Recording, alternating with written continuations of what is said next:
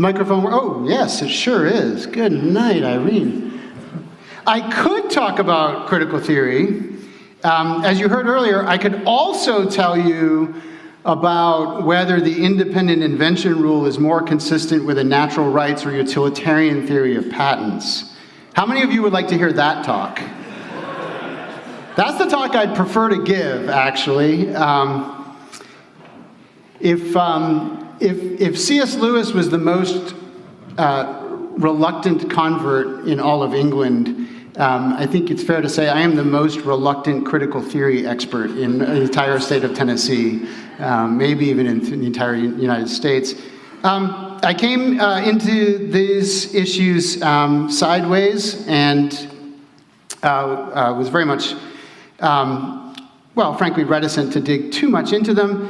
A couple years ago, ended up being the third co-editor for a jurisprudence textbook that had been through a couple iterations over the years, and it needed to be updated, and I was the new guy on the block, and so, of course, this was like a hazing ritual for me. I had to read and summarize and digest all the various jurisprudential theories which had ascended into the mainstream of legal academic discourse over the last 20 so years. And of course, almost all of them are critical theoretical perspectives. Critical legal studies, critical race theory, dominance feminism, intersectionality theory, queer theory.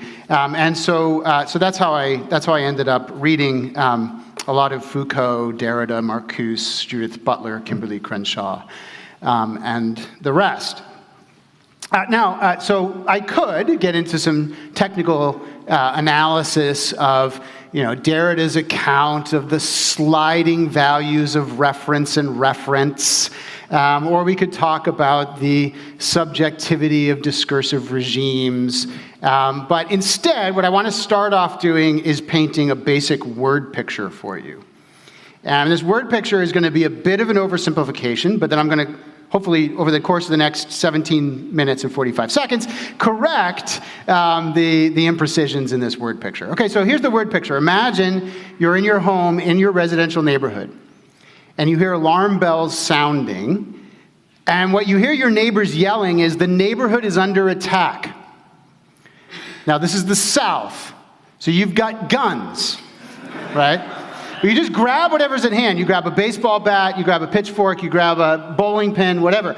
And you head out to the edge of the neighborhood, lined up with your neighbors, you're ready to defend the neighborhood from attack, and you feel the ground rumbling, and you hear the roar of the enemy, and you're focused on the coming enemy, and as you look, you notice that the enemy is a line of tornadoes. Now here's the question: how are you going to fight the tornadoes? You can't engage the tornadoes with intelligence or logic. Have you ever tried to reason with a tornado? You can't engage it with force. Have you ever tried to wrestle a tornado to the ground? You can't even surrender to the tornado, right? The tornado has no end game, so try negotiating terms of surrender with the tornado. In fact, you can't do anything with the tornado because a tornado isn't real. A tornado is pure destructive power. If you were to stand in the middle of a tornado, what you would find is literally nothing. A localized low-pressure system that sucks everything into itself. That's what a tornado is. So why is it that tornadoes look real? Well, tornadoes have the appearance of substantive existence, but that's an illusion. Tornado is pure form. What makes the tornado seem substantive is that as the tornado moves along, uprooting and destroying everything in its path, it takes into itself all the material that it has smashed up. So to the extent that the tornado has any substance to it, it has stolen that substance from the very things it destroyed. That's critical theories. That's the situation we are in the West today. We're facing a line of ideological constructs that uproots everything and smashes all good things to bits. And these ideologies travel together because they are basically the same. That's the case I'm going to make to you.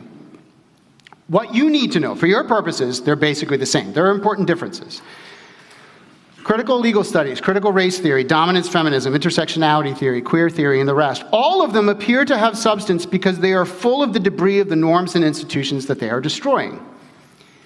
They seem to be real, but in fact, they are wielding the detritus of Western civilization as weapons. The splinters of due process and the rule of law, the shards of virtue and beauty, the fragments of logic and logos. You can't reason with them, because at their core is the absence of reason.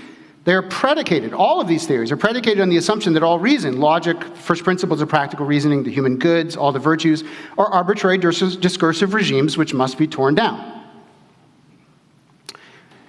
Go ahead, point out to a critical theorist that he has contradicted himself. You may as well stab a tornado with a bayonet. You can't use power on critical theories either. That's playing their game. They themselves are pure power, and their power over you just is their narrative that all you care about is power. You see? So go ahead, point out that critical theories are used to justify racism and injustice. You might as well punch yourself in the face.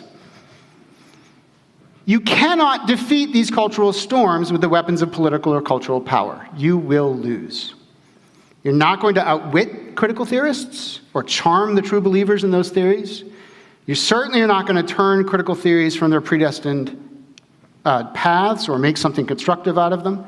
They have no substance. They have no end game. Their nature is to uproot, to deconstruct, to destroy. Now, you can't reason with them, but you must understand them. And you must understand them for the same reason that you must understand Marx and Hitchens and the New Atheists. You must understand these ideologies for a number of reasons. First, the most persuasive ideologies contain a kernel of truth which resonates with people. And so it is imperative that you understand what is it about critical theories that resonates with people, especially the young people in your pews. And we must hasten to add that critical theorists have done a lot of valuable work in pointing out things that really need to be torn down. Some things deserve to be destroyed, right? Much of the injustice that critical theorists criticize needs to be exposed and criticized. Many American elites really have established systems of unjust oppression in America. Throughout history, slavery, Jim Crow, eugenics, abortion, other systematic injustices do give the powerful leverage over the weak, and they must be destroyed because they're so destructive. The irony, of course, is that it was the intellectual progenitors of critical theorists who created those unjust systems. The same ideology that gave us eugenics also gave us the constructs of heterosexual and homosexual. That's where they come from. The same ideology that gave us slavery also gave us abortion, to deny that certain human beings are persons. The further irony, of course, is that those unjust systems of oppression are precisely not American. They're not American. They're distinctly opposed to America's founding principles, such as the self-evident truth that all humans are created in God's image and with equal dignity and rights. They directly contravene and abrogate America's founding norms and institutions, such as due process and equal protection of the laws. You can't have exclusionary zoning and redlining. You can't have racially restrictive covenants without destroying private property rights. You can't have forced sterilization and abortion without infringing the fundamental common law rights of life and limb. So, like tornadoes, critical theorists clear everything in their path, good and bad. And the problem is they can't tell the difference. They condemn segregation even as they reject the radical human equality found in the Imago Dei, which stands opposed to segregation. They condemn slavery even as they disparage and deny the natural rights that oppose slavery. Critical theorists can't see the difference. And if you think, you can see why, right? You can think that concepts of good and bad, right and wrong, are themselves arbitrary discursive regimes established by the powerful to define out of existence the subjective experience of marginalized groups. That's the central claim at the core of all critical theories. If that's what you think, then you will honestly believe that all discrimination must be avoided. Discrimination becomes a bad word, including discrimination between true and false, good and bad, right and wrong. And you will destroy the memory of those principles which are the materials from which reconstruct civilization, and reject injustice. So ultimately, at the bottom, all critical theorists reject reality and therefore truth. Truth, just of course, is a knowledge claim that conforms to reality. They derisively refer to reality as essentialism. Maybe you've heard this term from young people or college professors, you know. And they insist that essentialism is just another kind of power relation. But if we reject essence, then we reject truth. For more than 2 millennia, since the time of Aristotle, how have we understood reality? We've done so by identifying and examining the essence of things. So take human beings. Yes, we find differences amongst human beings, different skin colors, different languages, foods, music, and sports. But despite all that variation and difference, there really is such a thing as a human being, a reality, a unity of human beingness. How do you know it? You know it by identifying what is essential to being a human being, what makes a human being a human being, a natural person rather than some lesser kind of being. What is that? What is that essence which is shared and universal amongst all beings that have the nature of humanness? Well, of course, in the Hebrew and Christian traditions, ever since the time of Moses and the prophets, Jews and Christians have identified this essential nature with the imago Dei, the image of God in every single human being you ever meet. And it's this understanding that every human being you ever encounter possesses the radical capacity to choose and act for good reasons in the present, the way that God acts for the good over all eternity, which, by the way, is the source of our civilization and all the good fruits we enjoy in it. All those things, logic, reason, freedom of religion and conscience, civil rights, due process of law, the rule of law, universities and schools, art, music, that not only delight the eye but also ennoble the soul, medicine, intellectual property, prosperity. It's the imago Dei which grounds all of them. By contrast, in the critical theorist's account, what is most important about being human is not the imago Dei. There's no such thing as our capacity to reason and choose the good, but rather pure power. To be human just is to have the capacity to subject other people and the natural world to oppression and inequality to satisfy my desires. For example, what is most important about law and American constitutionalism is not that our political society has, haltingly, imperfectly, achieved the rule of law over the rule of men, but rather that some powerful people have in various times and places torn down the rule of law and established systems of oppression. That's the center. So critical theories teach that all reality is made up of cultural constructs, and all cultural constructs are just means by which some groups of people assert power and dominance over other groups of people. Critical theories themselves are pure power, forms which take all reality and substance into themselves and destroy everything in their paths. And these intellectual tornadoes destroy the source of our unity and equality insofar as they deny that we are all made in God's image. They destroy, therefore, the source of our equal rights. They deny that our rights come from God. They destroy knowledge and understanding because they deny that there is anything essentially true to know.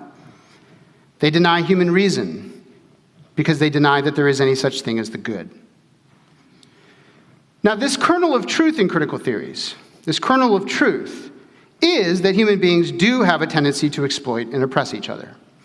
Now, we have an account of this as well, don't we? We call it sin. And I think what we can learn from critical theorists is that we've not well understood the full implications of all of our unjust acts and practices.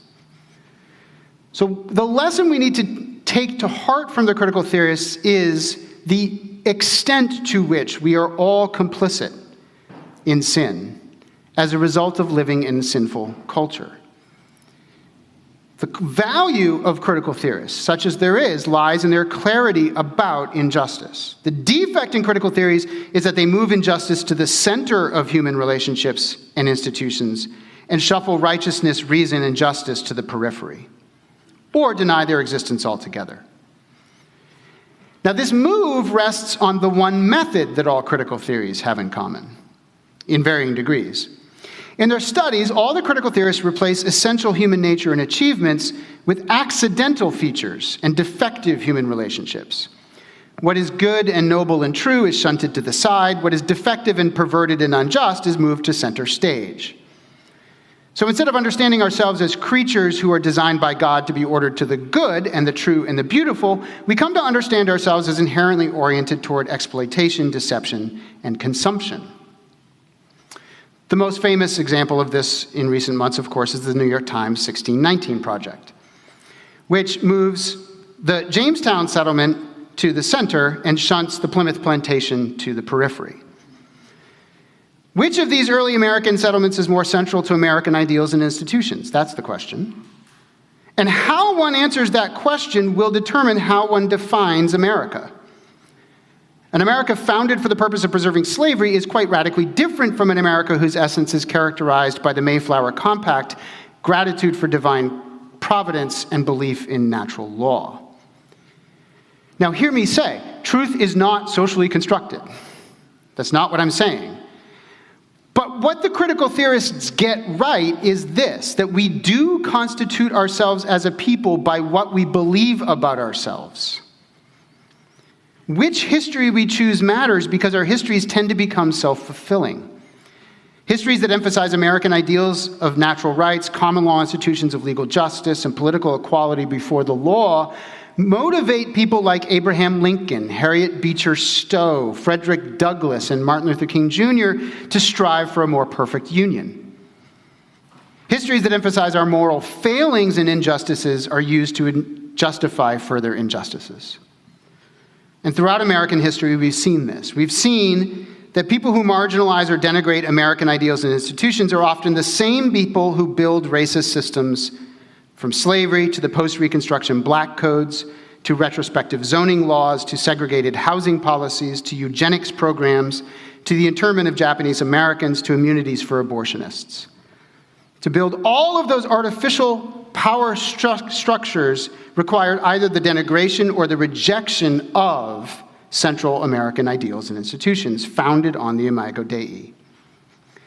The America that abolished slavery and has vindicated equal civil rights at various times throughout her history owes its existence to a very different conception of the human person, one grounded in a natural law understanding of the world and a Christian understanding of human dignity. Christianity places power below the authority of human reason and human reason below the authority of God. Christians are commanded to obey the law and to respect all other human beings as bearers of the image of God, agents of rationality and creative power in the world with intrinsic worth. Christianity supplied the ideas about human dignity and natural human rights, which motivated the first abolition of slavery in the 9th and 10th centuries, and the second in the 19th. Christians led the first civil rights movement in the 1860s and 1870s, and the second one in the 1950s and 1960s, and none of that was an accident. Christianity supplies the sine qua non for the rule of law and equal rights to stand above rule by human beings, not incidentally or accidentally, but precisely insofar as it understands human beings to bear the image of God. Law can stand above politics because law exists prior to politics. Christianity is not the only source of such legal authority, of course, but it's on a very short list.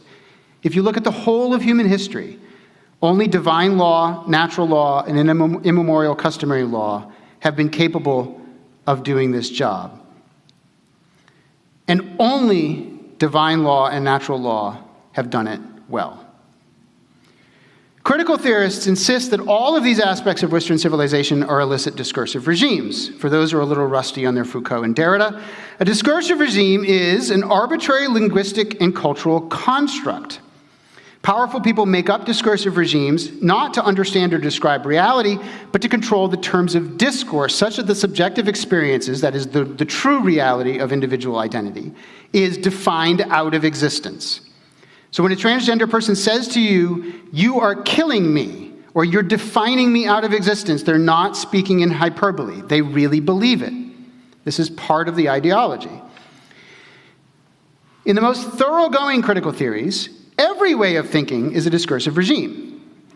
There are no objective truths accessible to human reason. All communication and practical reaction is thus zero-sum competition between discursive regimes.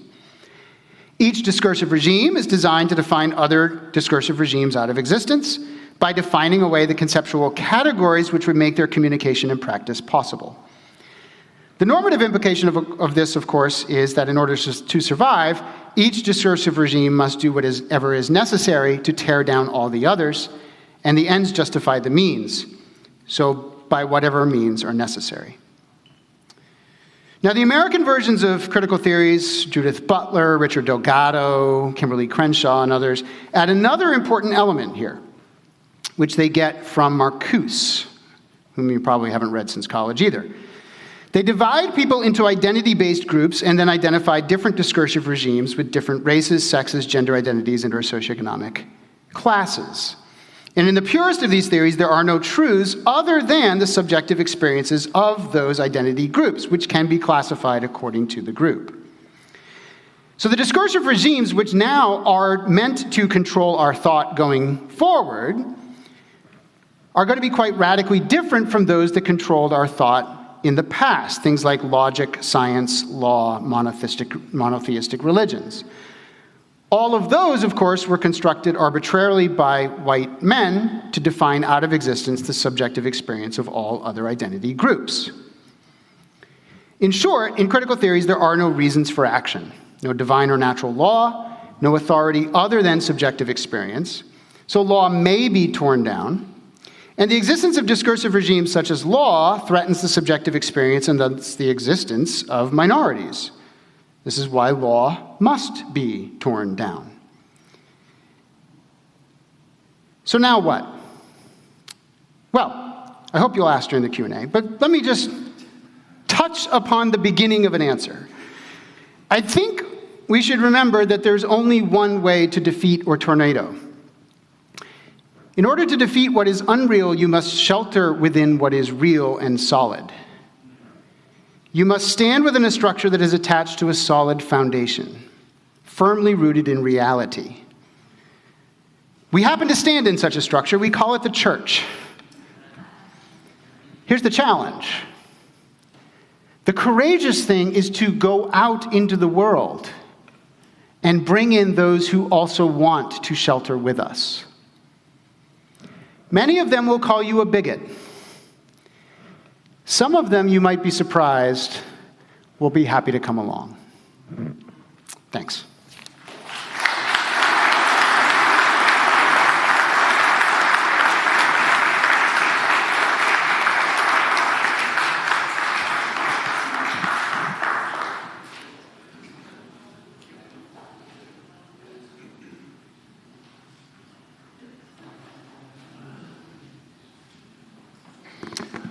Good evening, all. You should have an outline, which has been handed out, I believe, in green.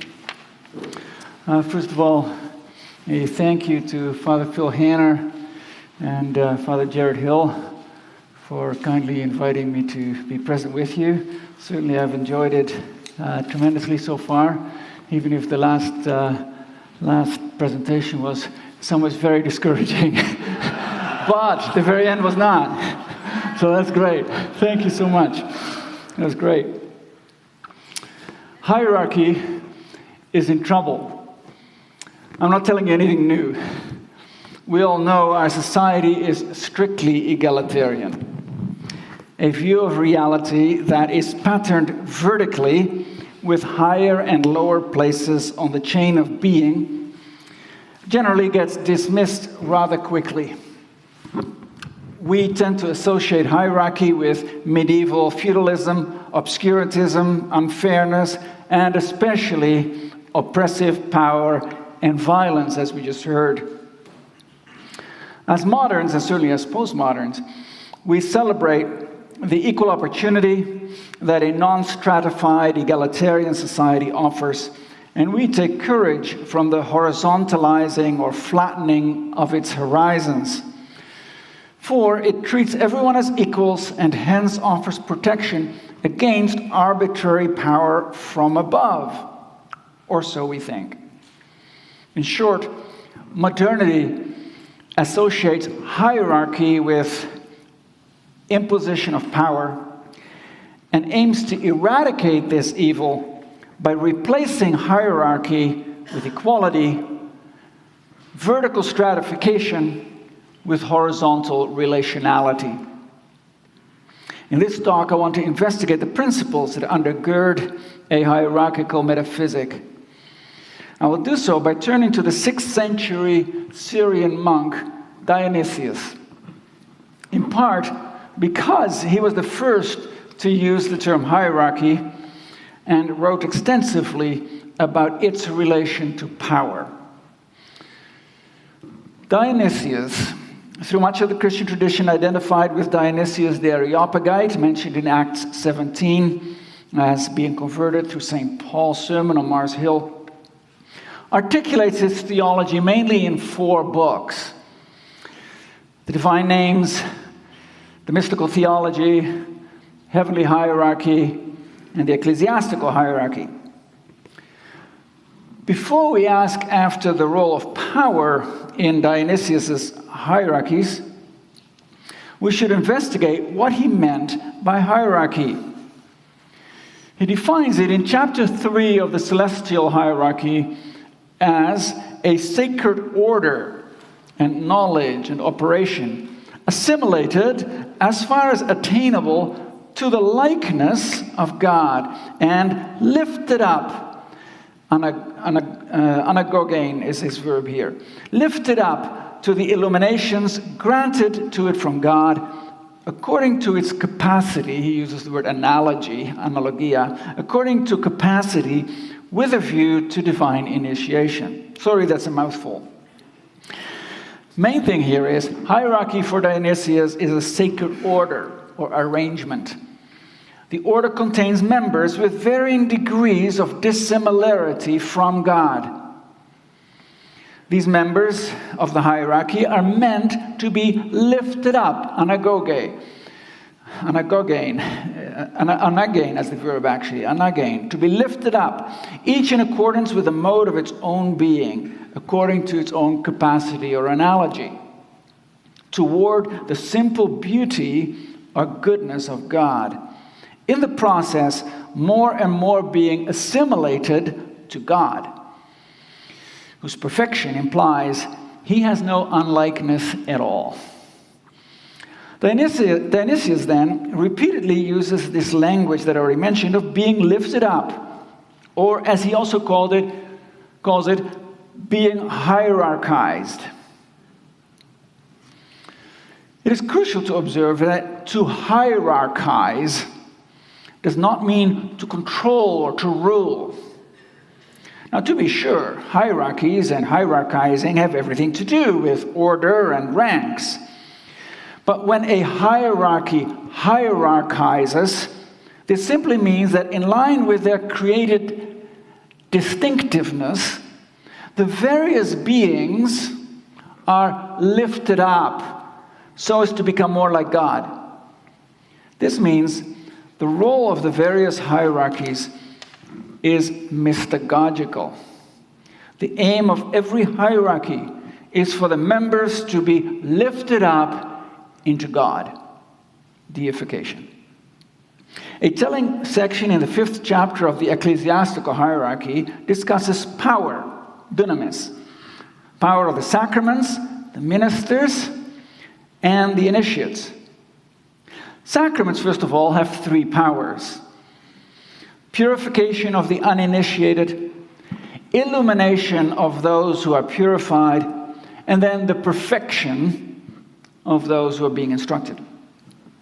Ministers, second category, ministers too have 3 powers: purification of the uninitiated through the sacraments, illumination of those purified, and perfection of their understanding. Finally, the initiates themselves have 3 powers as well: power of being purified, of being illuminated, and of being perfected in understanding.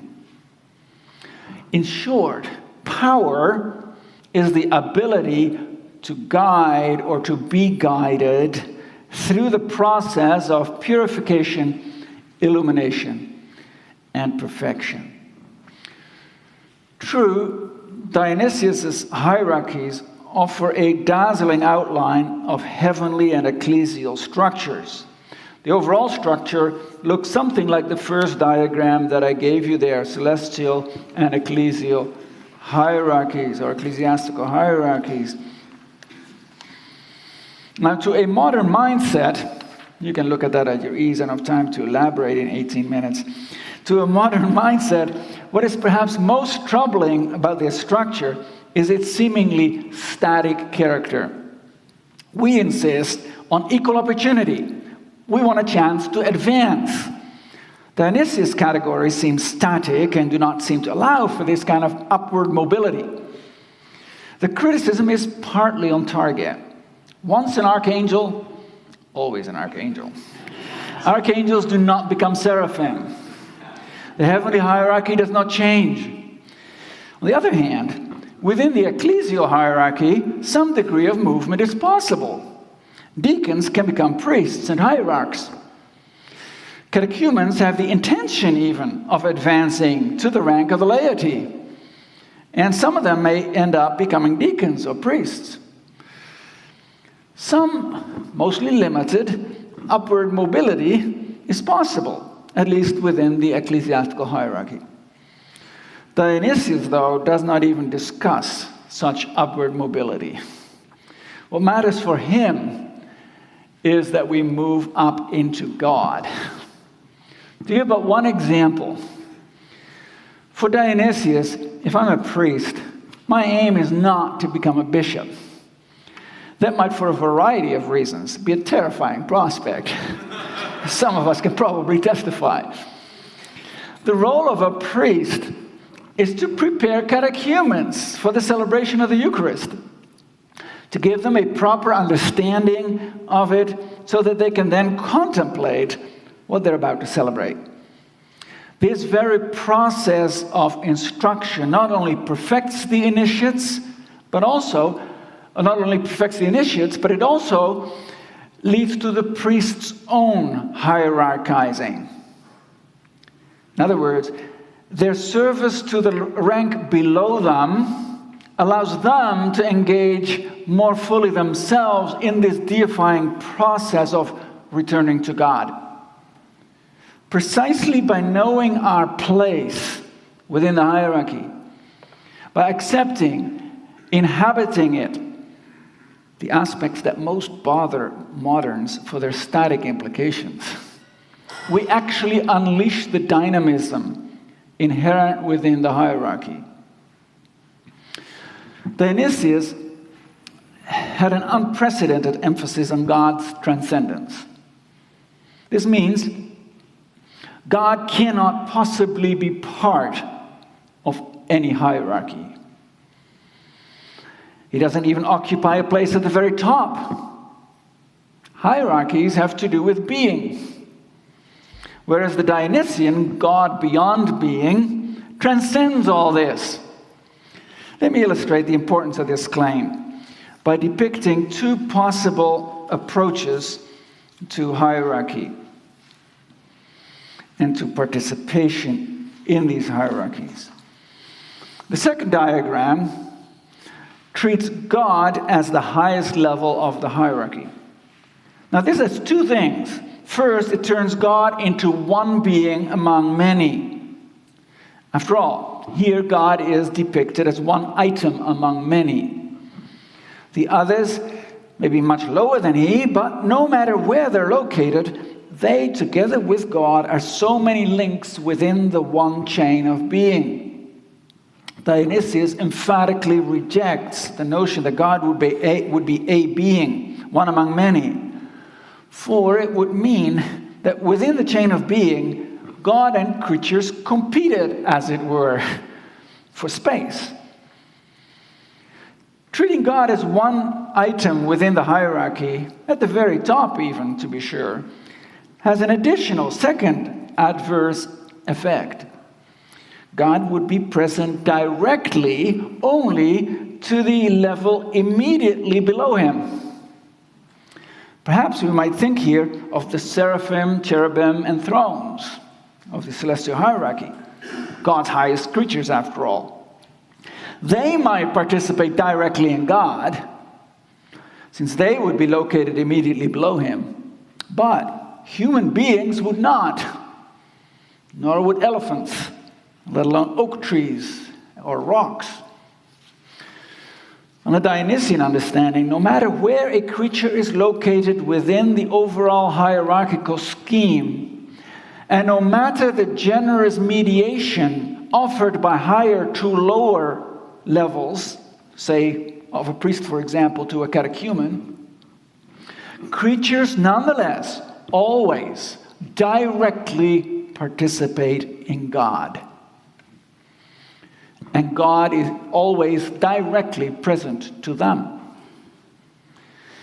We may perhaps picture the relationship as I've tried somewhat in diagram number 3, God beyond hierarchy. We see here that God is utterly transcendent.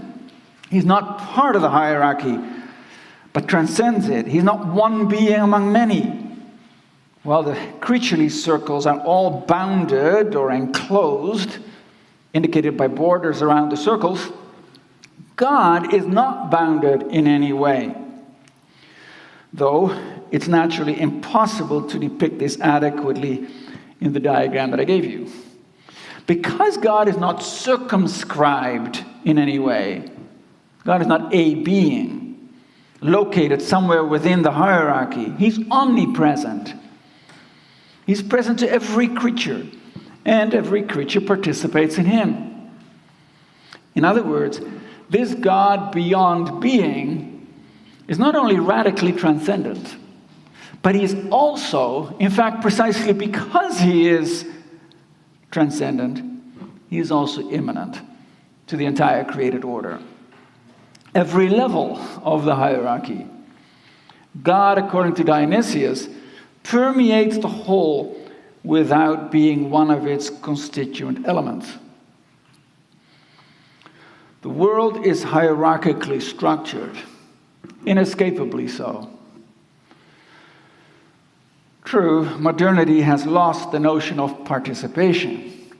As a result, we insist on strictly egalitarian social arrangements. It's not, though, like we don't have any hierarchies anymore. It's just that they're socially constructed and are strictly functional. My dean still tells me when to teach a course. Army captains still issue military orders to their lieutenants, and this is a particularly miserable example, but health officers still demand vaccinations as a prerequisite for participation in public life. Especially coming from Canada, that one's atrocious. All of these are functional rather than ontological hierarchies. They are the result of various social constructs rather than being grounded in the nature of things. We need these social contracts because life together would be impossible without power or hierarchy. Power in modernity is the result of the way that we construct relationships.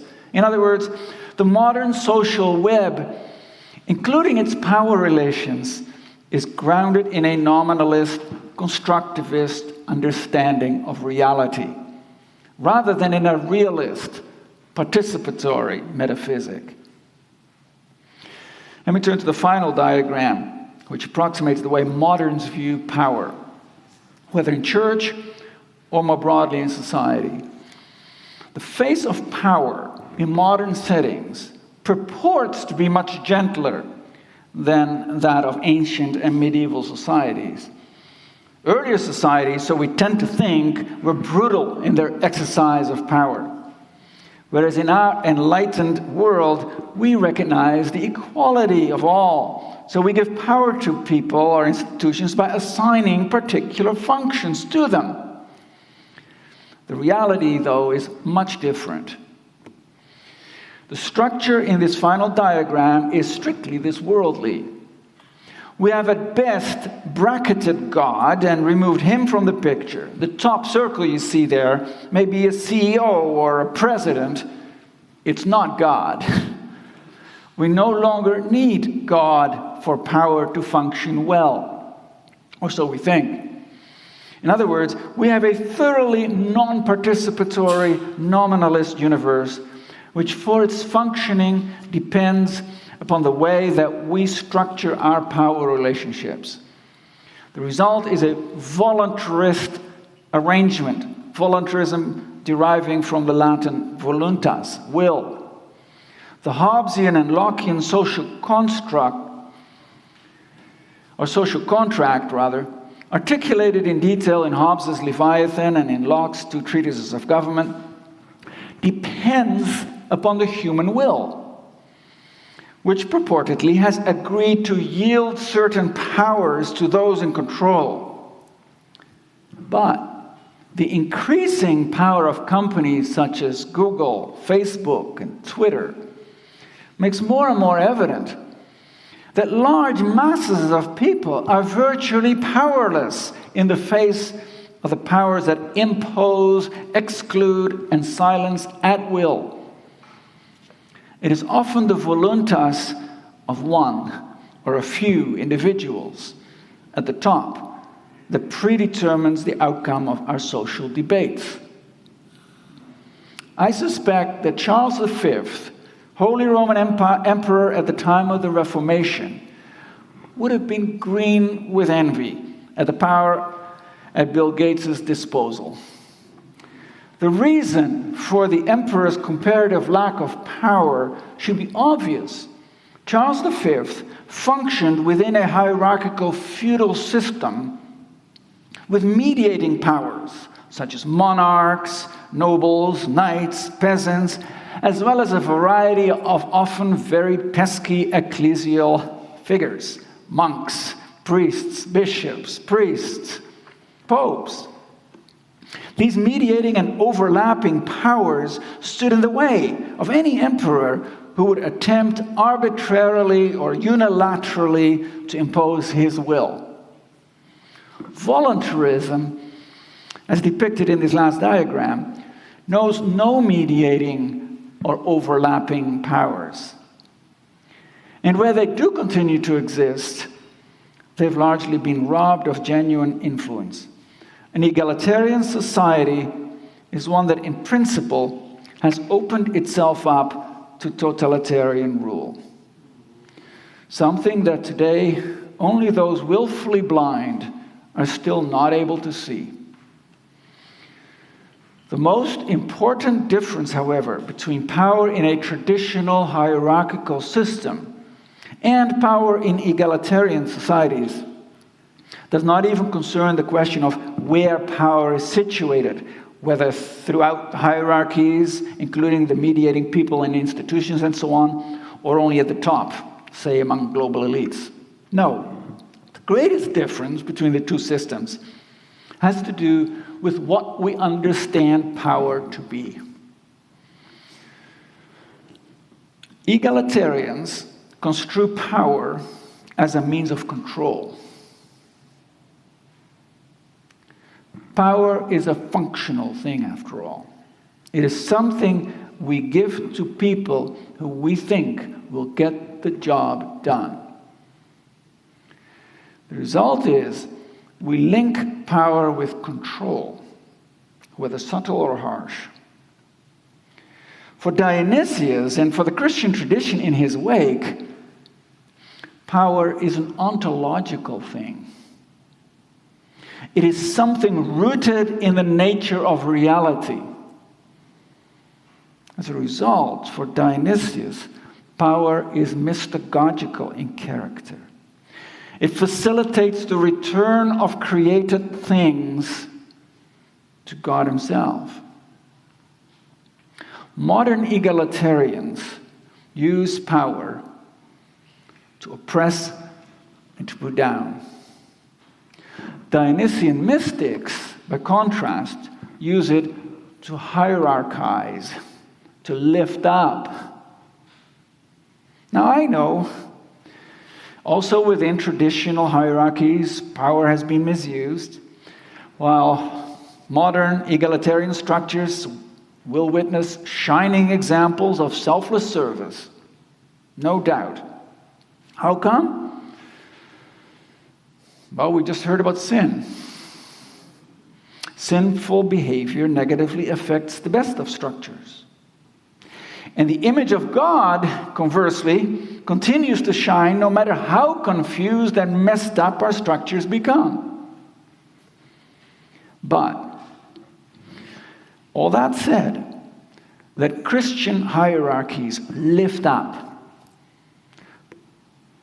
while modern hierarchies put down, should come as no surprise to those who have read and have compared the founding documents of the Christian tradition as well as of the modern liberal tradition. Thank you.